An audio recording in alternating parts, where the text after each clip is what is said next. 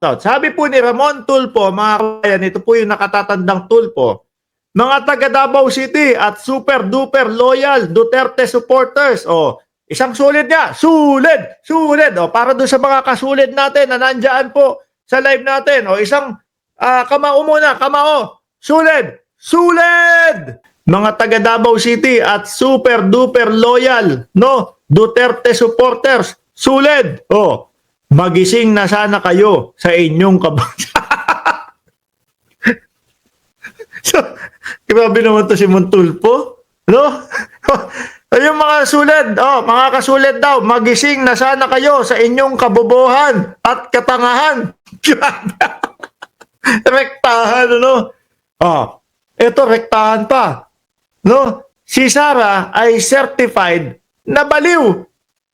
Hindi ko inimbento yan, mga kababayan. Nire-reactionan ko lang po, yung isinulat ni Montulfo. Tahan dito,